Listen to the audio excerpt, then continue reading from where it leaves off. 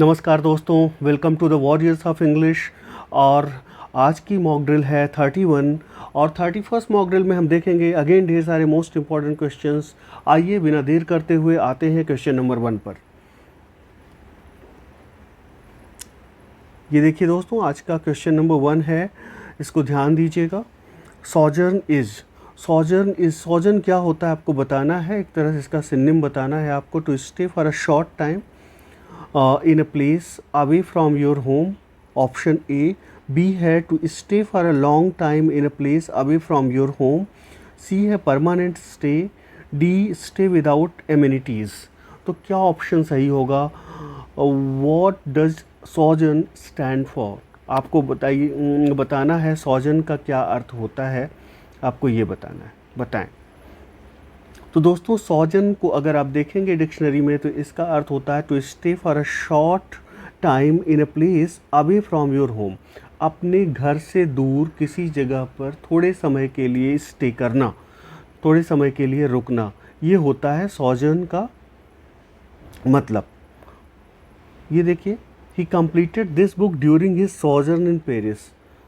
उसने इस बुक को कब कंप्लीट किया? जब उसने फ्रांस में कुछ समय के लिए स्टे किया था। सॉजन मतलब short stay in a place. तो I hope it is clear. इसके सिनोनिम हो जाएंगे visit, vacation, rest, stop. Let's move on to question number 2। और दोस्तों, आई होप आपकी तैयारी अच्छे से चल रही होगी। और क्वेश्चन नंबर 2 पर हम देखते हैं, his speech underscored the need for a clear policy. His speech underscored the need for a clear policy। यहाँ पर underscored का उसकी स्पीच ने underscore किया क्लियर पॉलिसी के पक्ष में। तो underscore का यहाँ अर्थ क्या होगा आपको बताना है। अंडर करना, एग्जैजरेट करना, एम्फसाइज करना, क्रिटिसाइज करना। आप बताइए क्या होगा। तो यहाँ अंडरस्कोर का अर्थ दोस्तों अगर हम बात करें तो हो जाएगा एम्फसाइज करना। जब आप किसी चीज़ पर जोर लगा के कहते हैं, एम्फसाइज करते हैं, स्ट्रेस करते हैं, ओके, एक्सेंचुएट करते हैं, तो उसे क्या कहते हैं? अंडरस्कोर करना। तो ध्यान में रखिएगा, अगर कोई व्यक्ति अंडरस्कोर कर रहा है इसका मतलब वो उस मुद्दे पर स्ट्रेस कर रहा है, जोर दे रहा है। ये देखिए, he arrived early to underscore the importance of occasion. वो कोई फंक्शन था, वहाँ वो जल्दी पहुँच गया ताकि वो इस बात पे जोर दे सके कि फंक्शन कितना महत्वपूर्ण है। Okay, he arrived early to underscore the importance of occasion. Third question पे आते हैं, हाइटेंड ग्लोबल फूड इनसिक्योरिटी। ध्यान दीजिएगा, इसी तरह के क्वेश्चन आपको देखने को मिलने वाले हैं। Heightened global food insecurity which has been exacerbated by the war in Ukraine, climate change। यहाँ पर एंटोनिम जो ये वाला पार्ट है, एग्जैसरबेट का आपको क्या बताना है? एंटोनिम बताना है दोस्तों। ओके, तो एग्जैसरबेट का क्या अर्थ होता है, उसका एंटोनिम क्या होगा? टू मेक समथिंग वर्स हो जाएगा उसका antonym, specially A disease or problem. ये तो सिनोनिम हो गया। एग्जैसरबेट का मतलब किसी डिजीज़ या प्रॉब्लम, कोई बीमारी या कोई जो समस्या है उसको और ख़राब कर देने से मतलब होता है एग्जैसरबेट का मतलब। ओके, और एग्रेवेट का भी यही मतलब होता है, किसी बीमारी को और ख़राब कर देना। रेड्यूस यहाँ पे बिल्कुल सही हो जाएगा। रेड्यूस का मतलब होता है किसी चीज़ को कम कर देना। ओके, कोई बीमारी है उसको कम कर देना, किसी समस्या को कम कर देना। तो इसका एंटोनिम एग्जैसरबेट का क्या बोलेंगे इसे? आप बोलिए मेरे साथ, एग्जैसरबेट। ध्यान में रखिएगा इस बात को, क्योंकि आपको अगर प्रोनाउंसिएशन क्लियर रहेगा तो ये वर्ड कभी भूलेगा नहीं। तो ये देखिए क्या है ये एग्जैसरबेट। एक एक वर्ड बिल्कुल आपको कम से कम 15 से 20 बार देखने पड़ेंगे। Only then you will be in a condition to appear in examination, otherwise वो क्या भूल जाती है। ध्यान में रखिएगा।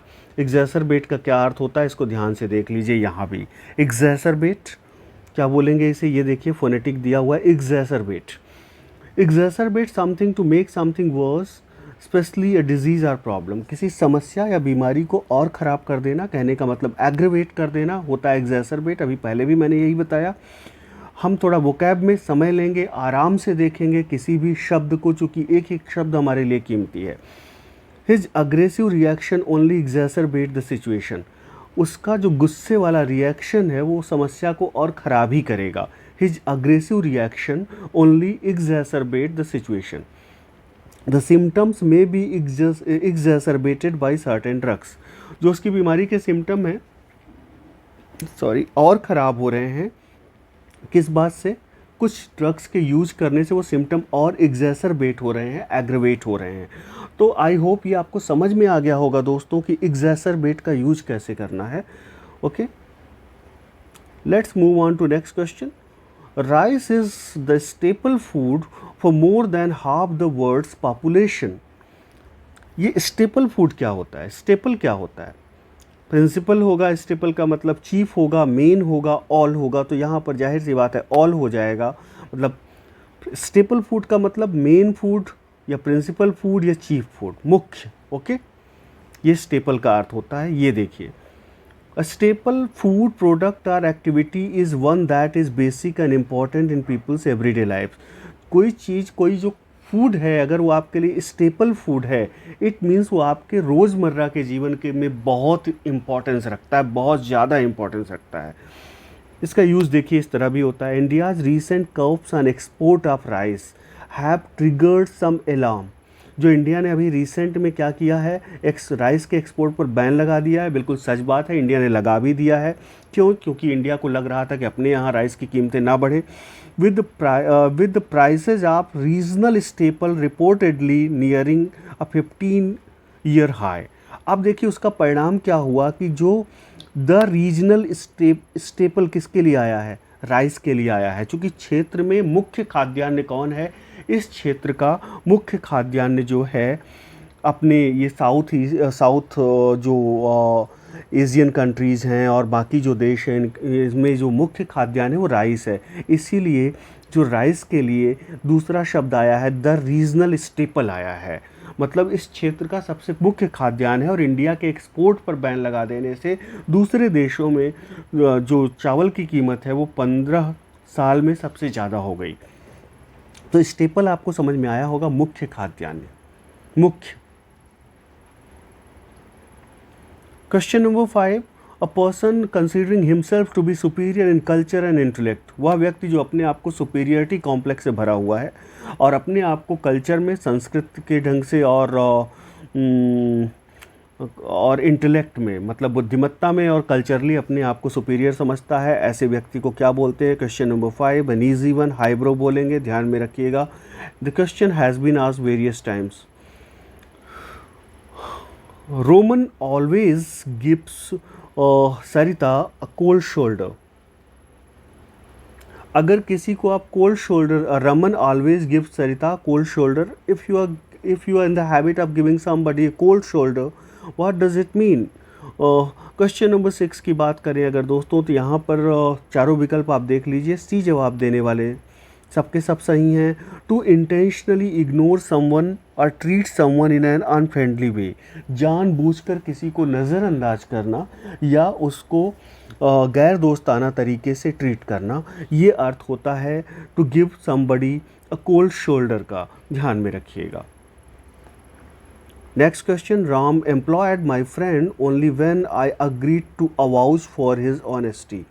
अवाउच फॉर, जैसे होता नहीं किसी का सोर्स लगाना या कोई किसी की, जब तक आप गारंटी ना ले, मान लीजिए आपके शहर में मैं आया हूँ और मुझे किराए पर कोई कमरा लेना है, तो आप जाके मकान मालिक से बोलें कि नहीं ये अच्छे व्यक्ति हैं, इनकी मैं गारंटी लेता हूँ, इन्हें आप रख लीजिए, इनकी जिम्मेदारी मैं ले लेता हूँ। तो वो अवाउच फॉर का यही अर्थ होता है जो मैंने आपको बताया।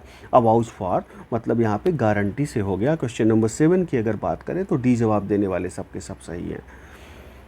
देखिए, avouch to declare the provable truth और वैलिडिटी ऑफ, किसी के मतलब वैलिडिटी को डिक्लेयर करना कि मैं भैया इनकी वैलिडिटी की जिम्मेदारी लेता हूँ, अफर्म करना। She avouches that she herself was innocent, उसने कहा कि मैं बिल्कुल इनोसेंट हूँ।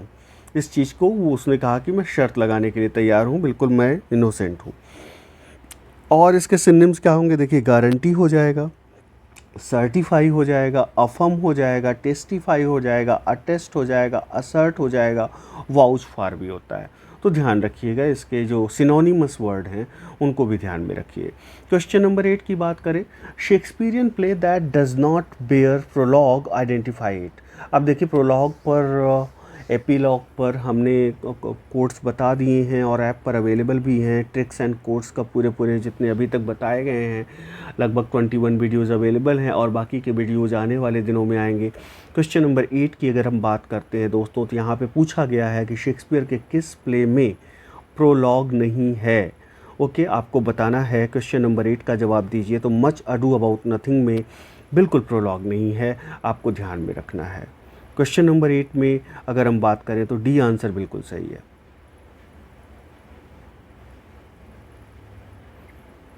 स्ट्यूपो का एंटोनिम क्या होगा, यहाँ पर आपको बताना है। क्वेश्चन नंबर 9, तो स्ट्यूपर का मतलब थोड़ा सा लापरवाह किस्म के व्यक्ति से होता है, तो यहाँ कॉन्शियसनेस हो जाएगा इसका एंटोनिम। आइए इसको देख लेते हैं ध्यान से।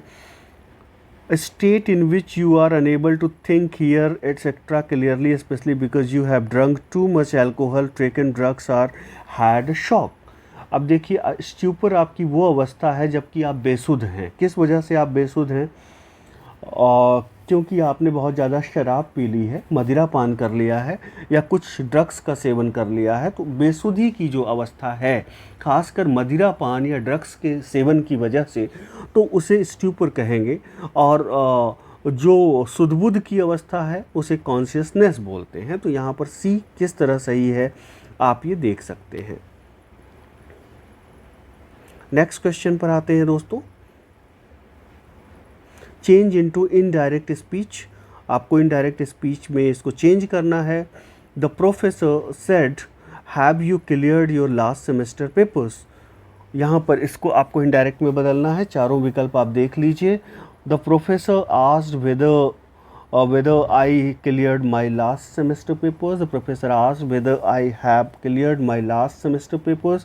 The professor asked if I have cleared my previous semester papers. The professor asked if I had cleared my previous semester papers. आप बताएं इसका आंसर क्या होगा। ये है क्वेश्चन नंबर 10। क्वेश्चन नंबर 10 में डी वाला विकल्प आप ध्यान से देखें। The professor asked if I had cleared my previous semester papers. Correctly spelled word बताना है, कौन सा है इसमें। क्वेश्चन नंबर 11, ध्यान दीजिए चारों विकल्पों में और बताएं क्या होगा। क्वेश्चन नंबर 11 की अगर हम बात करें तो चारों विकल्पों को ध्यान से देख के बताइए। और यहाँ पर बी ऑप्शन बिल्कुल सही होगा। Pantomime is correctly spelled word. क्या होता है पैंटोमाइम? पैंटोमाइम के बारे में जान लीजिए क्या होता है। ये है पैंटोमाइम, थियोरेटिकल एंटरटेनमेंट। ये एक थिएट्रिकल एंटरटेनमेंट होता है, एक तरह का थिएटर की एक विधा है, मेनली फॉर चिल्ड्रन, बच्चों के लिए ये it is meant for children, which involves music होता है, इसमें टॉपिकल जोक्स होते हैं, स्लैपस्टिक कॉमेडी होती है और फेरी टेल पर आधारित होती है, ध्यान में रखिएगा। और इसको प्रोड्यूस किया जाता है क्रिसमस के अराउंड। तो I hope what is pantomime is clear and you have to be aware regarding this pantomime in questions related to literary term as well as spelling mistake. Indefinite period of time, जो indefinite period of time होता है उसके लिए क्या word आता है? Blizzard आता है, ईयॉन आता है, रेमिस आता है, मंडेन आता है। तो ईयॉन आ जाएगा। जो indefinite period of time है उसके लिए ईयॉन आता है। बी ऑप्शन यहाँ सही होगा। ईयन का अर्थ क्या होता है? An indefinite and very long period of time. ध्यान में रखिएगा, he had aeons of time to do so, मतलब उसके पास बहुत समय है करने के लिए कुछ भी जो वो कर रहा है। He had aeons of time, okay, but you don't have aeons of time to for preparation, because जैसे ही जो एग्ज़ाम LT ग्रेड के तो फॉर्म आने वाले हैं, इसकी पुख्ता सूचना मेरे पास है। और TGT के एग्ज़ाम्स कब होंगे इसकी भी सूचना जल्द आ जाएगी। सो अगर मैंने YouTube पर आना शुरू कर दिया there is some meaning behind it, be careful. मैं अभी तक तो नहीं आ रहा था, चूँकि मैं फालतू में यूट्यूब पर हम आकर हमारा उद्देश्य, मैंने पहले भी बताया, प्राइमरी ऑब्जेक्टिव बिल्कुल नहीं है कि हम सिर्फ पैसे कमाने के लिए आएँ। जब हमें दिखता है कि आपका फ़ायदा है, only then I appear before you. So अगर मैं यूट्यूब पर आना शुरू कर दिया हूँ, it has some meaning, so be careful. और आगे मुझे जैसे ही सूचना कोई मिलेगी तो मैं बताऊंगा। He had years of time to do so, ध्यान में रखिएगा, ईयर्स मतलब indefinite and very long period of time, मतलब उसके पास ये करने के लिए बहुत समय है।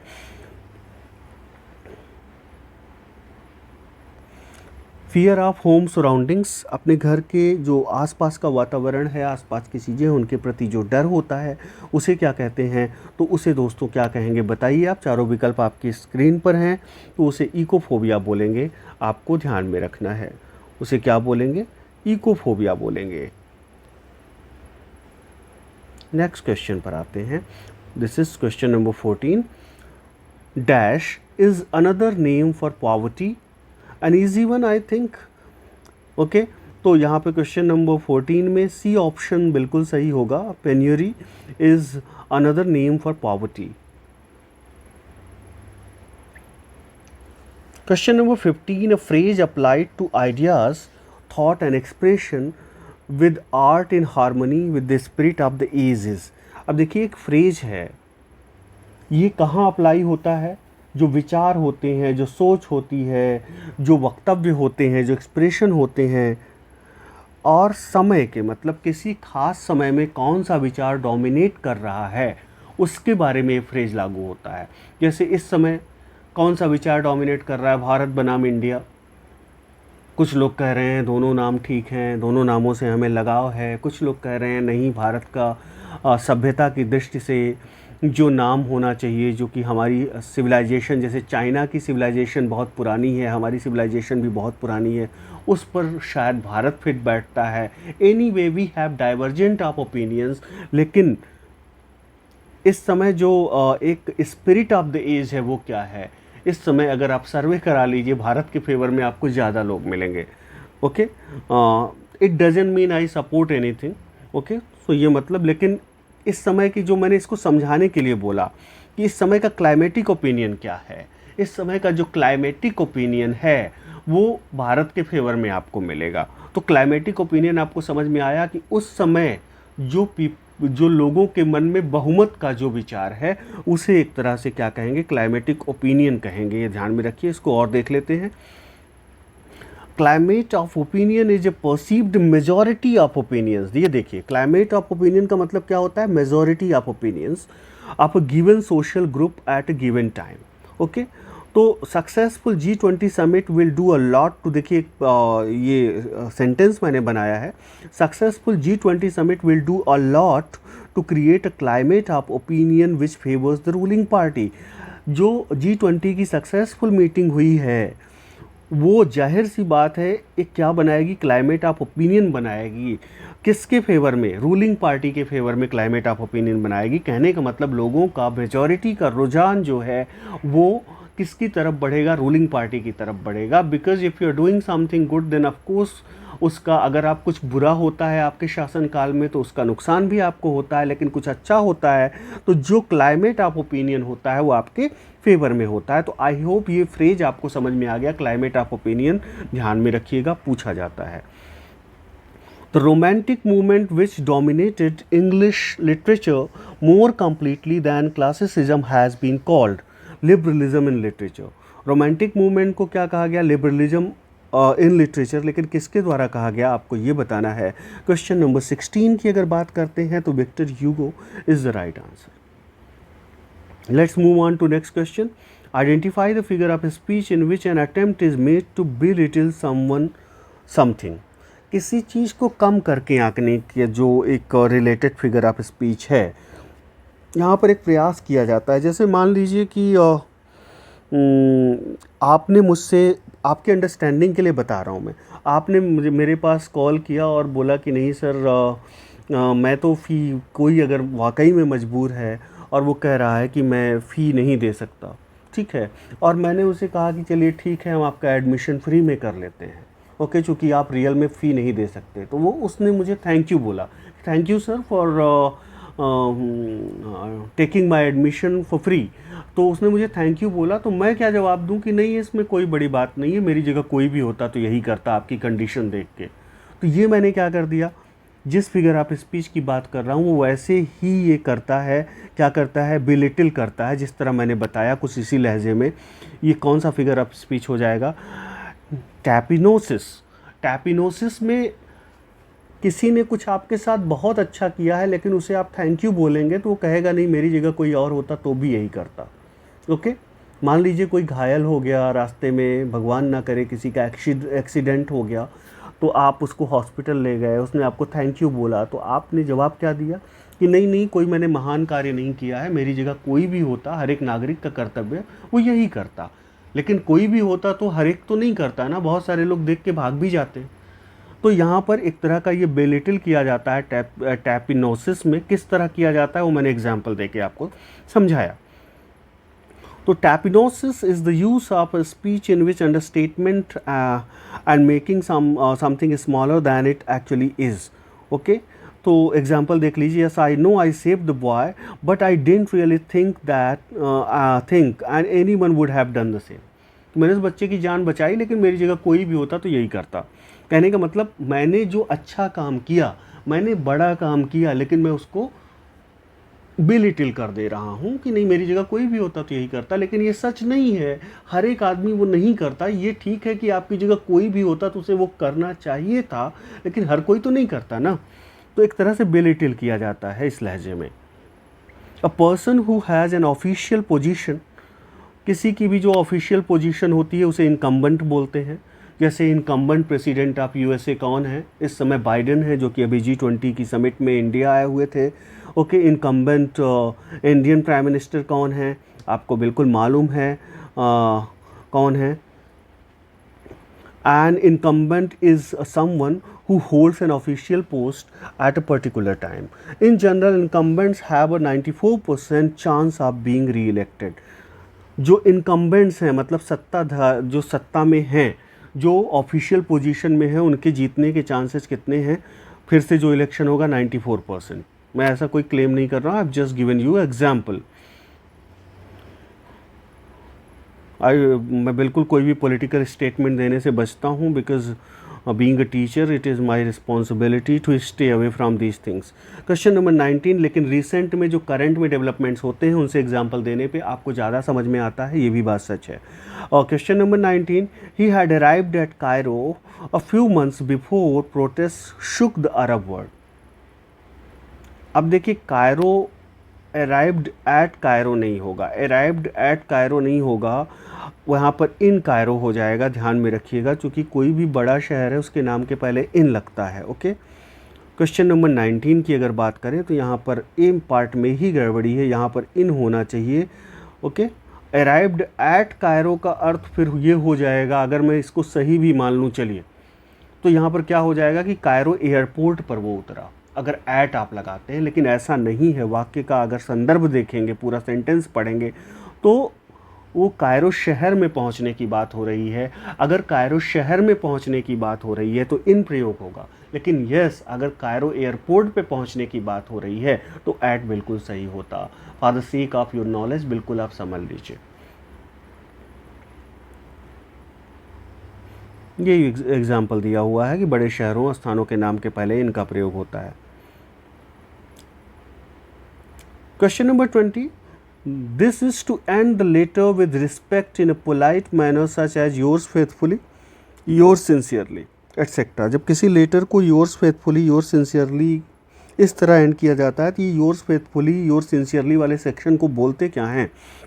इंट्रोडक्शन बोलते हैं, मिडिल पार्ट बोलते हैं, सिग्नेचर लाइन बोलते हैं, कॉम्प्लीमेंट्री क्लोजर बोलते हैं। तो जाहिर सी बात है, जैसा कि शब्द से ही लग रहा है, कॉम्प्लीमेंट्री क्लोजर बोलेंगे। तो दोस्तों, आज के ये 20 क्वेश्चंस थे the warriors of English channel पर आपके लिए लेके आया मैं पंकज कुमार ओझा। और इस टोटल जो ये कंटेंट है इसको तैयार किया वसुंधरा ओझा ने। Thank you very much for watching. Thank you, God bless you all.